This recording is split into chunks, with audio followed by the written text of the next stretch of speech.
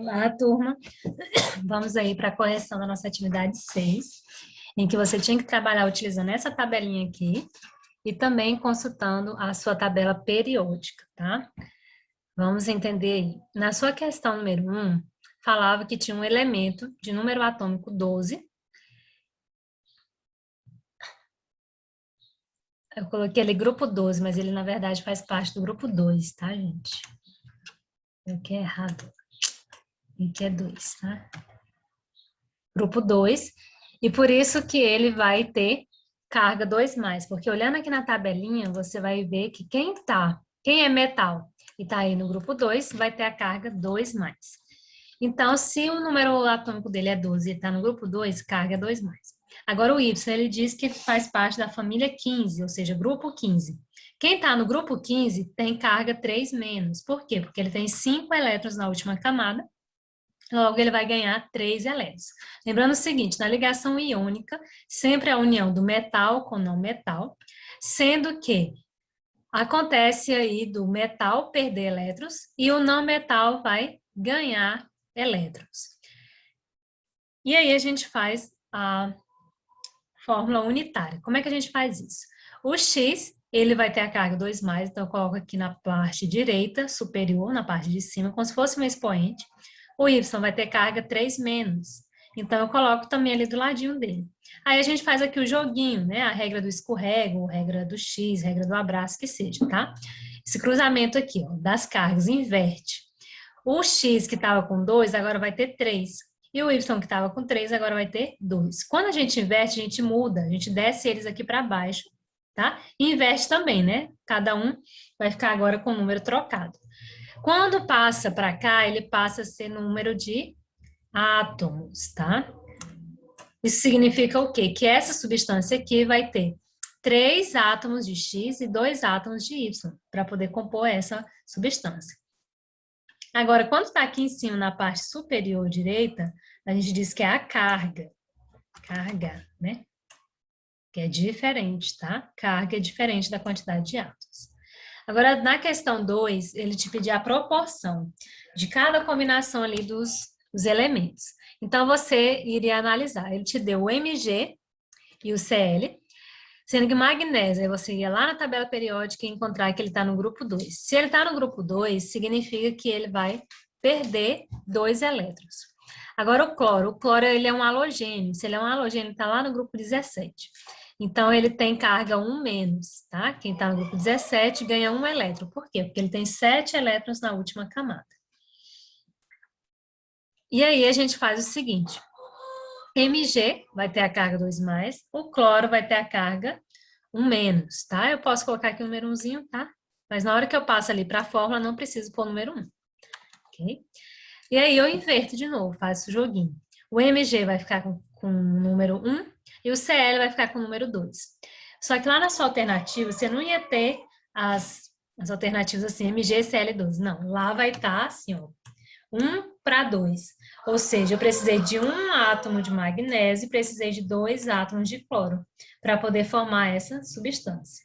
Agora, o cálcio e o oxigênio. O cálcio, você vai verificar que ele lá na tabela periódica está no grupo 2, ele é um metal, então ele carga 2+. O oxigênio é um não metal, ele está lá no grupo 16, tem carga 2-. Por quê? Porque ele vai ter 6 elétrons na última camada. 6 com mais 2 vai dar 8. Proporção. Neste caso aqui é um caso especial, tá? O que aconteceu aqui, ó? Aqui ficou 2, aqui 2. Nesse caso aqui, eu não posso fazer, ó, Ca 2+ e O 2-. Eu não posso fazer o cruzamentozinho aqui, não, tá? Porque senão vai dar Ca2, O2. E a substância não é assim. Por quê? Porque o Ca, na verdade, ele vai literalmente que transferir já os 2 elétrons dele para o oxigênio, de uma vez só. E o oxigênio vai ficar estável. Eu só vou precisar de 1 átomo de cálcio e de 1 átomo de oxigênio. Então, a proporção é de 1:1. Então, quando o número ficar igual, a gente diz que vai ser 1 átomo de cada. Ok? Então, a proporção é de 1:1. Agora, o próximo, lítio e oxigênio. Lítio e oxigênio, ele diz, ou melhor, você encontra o lítio lá no grupo 1. E o grupo 1 vai perder um elétron. Agora, o oxigênio está lá no grupo 16. Quem está no grupo 16 ganha 2 elétrons, então 2 menos. Então, eu faço Li 1 mais, né? E o O 2 menos. Faço o joguinho aqui. O Li agora vai ficar com 2 átomos e o O vai ficar com 1 átomo, não precisa escrever. Qual foi a proporção? De 2 para 1. O K e o Br. O K está lá no grupo 1 da tabela periódica, o metal, é o potássio.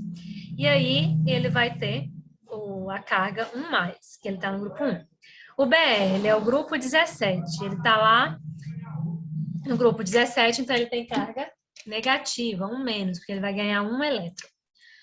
Quando isso acontece, você viu aqui de novo, ó, ficou igual, 1 e 1. Então, eu vou dizer que só tem um átomo de cada. Então, KBr, a proporção é de 1 para 1. A alternativa certa, neste caso, D, se não me engano, ou é D ou é E. Letra D. Okay. Questão 3, você tinha lá assim, tinha o Na com Na1+, Na1+, Na1+. Tinha 3 Na, sendo que cada um perdeu um elétron. E o N está com 3 negativo. Isso significa o quê? Que o N, que é o nitrogênio, ganhou 3 elétrons, um de cada sódio, que é o Na. Então, o Na, ele perdeu o elétron. Se ele perder, ele vai ficar com sinal positivo. Então, cada Na vai ter carga 1+, ok? E o N vai ter a carga 3-. Faço o joguinho, vai ficar Na3N. Isso aqui é uma ligação, gente, iônica, ok? Porque eu tive a formação ali de um composto iônico a partir de um metal e um não metal, ok? Alternativa D, a resposta. Na questão 4, ele queria o único que não tinha, que não fazia ligação iônica. E aí você tinha lá na alternativa, tá? Primeiro que tinha lá era NaCl. Cuidado, gente. O NaCl é o cloreto de sódio, tá? E o NaCl, a gente diz que é o exemplo clássico aí de substância que faz ligação iônica. Ele está presente aonde? Nosso sal de cozinha. Praticamente sempre que a gente fala de ligação iônica, a gente fala do NaCl, tá? Então, já elimina a letra A. Letra B, eu vou ter MgCl2, né? E aí, o magnésio, que é um metal, e o cloro, que é um não metal. Toda vez que isso acontecer, uma união de um metal com um não metal, eu digo que isso é uma ligação iônica. Depois vai ter Ca e O. A gente acabou de fazer aqui, ó, a ligação iônica do Ca e do oxigênio, do cálcio e do oxigênio. Também é ligação iônica. Agora a D, que é a certa, a D é a HCl. Por que que a HCl não é iônica? Porque eu tenho a união do hidrogênio com o cloro. E a união do hidrogênio com o cloro é H mais um não metal. Mas você pode pensar assim, mas o H não é do grupo 1? E o grupo 1 não é metal? Sim, só que o H, o hidrogênio, ele está no grupo 1, só que ele não pertence ao grupo 1, tá? Ele simplesmente está lá porque ele termina com um elétron na última camada. Mas a gente diz que ele não pertence ao grupo 1, por quê? Porque as características dele são completamente diferentes dos metais alcalinos. Então, por isso que a gente vai dizer que ele não é um metal.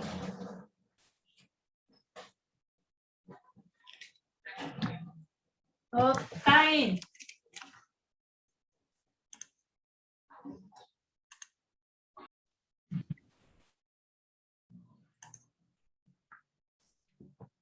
Então, vamos lá.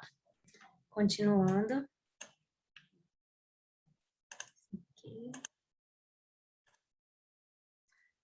Ainda na questão 4, tá? Toda vez que eu tiver a união ali do hidrogênio com o não metal, eu vou dizer que isso é uma ligação covalente.